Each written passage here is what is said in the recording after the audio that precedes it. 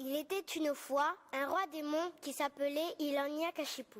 Son frère Hiranyaksha était aussi absolument diabolique, mais il avait été tué par le Seigneur Vishnu, incarné sous la forme du sanglier, l'avatar Varaha. Le roi démon avait juré de venger son petit frère. Alors, il se lança dans de terribles austérités pour obtenir les faveurs de Brahma et devenir immortel. Brahma finit par apparaître devant lui pour exaucer son vœu. Après avoir bien réfléchi, Hiranyakashipu, qui voulait devenir invincible, lui fit la requête suivante. Je demande à ce que rien de ce qui a été créé par toi, rien de ce qui existe dans la création ne puisse me tuer. Je ne dois pas pouvoir être tué ni dans une maison, ni à l'extérieur, ni le jour, ni la nuit, ni sur la terre, ni dans les airs, ni par un homme et ni par un animal. Je ne pourrai pas être tué ni par des armes, ni par des mains. En récompense de ses prodigieuses austérités, Brahma lui répondit qu'il en soit ainsi. Hiranyakashipu devint ainsi pratiquement immortel et se mit aussitôt à terroriser toutes les créatures des trois mondes. Il ordonna que toute pratique religieuse lui soit exclusivement consacrée. Quiconque essayait de vénérer Dieu était systématiquement persécuté, voire même tué sans pitié. Or, parmi ses 4 fils, Hiranyakashipu comptait un petit garçon de 7 ans, nommé Prahlada. Ce dernier était né avec une dévotion ardente envers Vishnu, le Seigneur omniprésent. Dès son plus jeune âge, Prahlada passait tout son temps à chanter les louanges de Dieu et à méditer avec ferveur sur les gloires infinies de Vishnu, Narayana, celui qui réside dans le cœur de tous les êtres. Lorsqu'il fut en âge d'aller à l'école, Prahlada fut envoyé au Gurukula de Shukrajaya, le gourou des démons. On le plaça sous la tutelle de Chanda et Amarka, les 2 fils précepteurs des Asuras. Ces derniers lui apprirent l'art d'être un beau démon. On lui enseigna comment être toujours prêt à exploiter,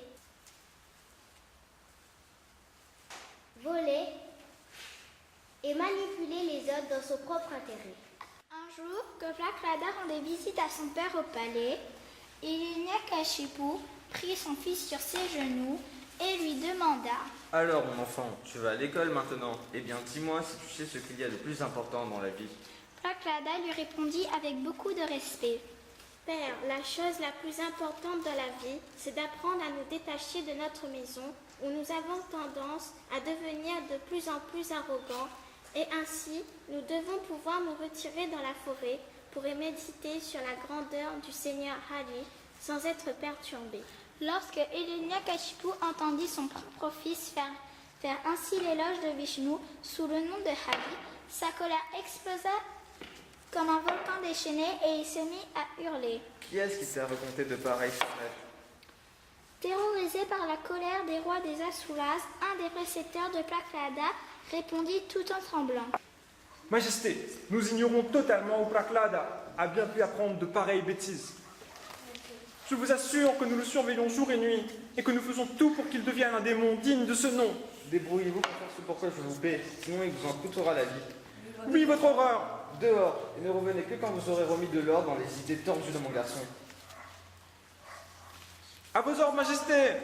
Les précepteurs veillèrent à ce que Prahlada soit capable de répéter par cœur toutes les leçons sur l'art d'amasser de l'argent, de jouir de tous les plaisirs des sens et d'oppresser efficacement les autres membres de la communauté. Ils le ramenèrent immédiatement au palais de son père et déclarèrent: Votre horreur. Votre fils a corrompu nos apprentis démons. Ils se sont tous mis à suivre son exemple. Espèce de vaurien, tu essaies de semer la division dans ta propre race? Eh bien, à présent, je vais moi-même me charger de t'expédier au royaume des morts. D'où te vient la force de me tenir tête? Père, ma seule force est le Seigneur Vishnu. Il n'est pas seulement ma force, mais aussi la vôtre et de l'univers tout entier. Personne n'a de force indépendamment de lui. Misérable, tu oses encore me parler de ce Vishnu? Je suis le seul maître de cet univers. Sûrement pas, Père. Dieu seul est le maître de cet univers.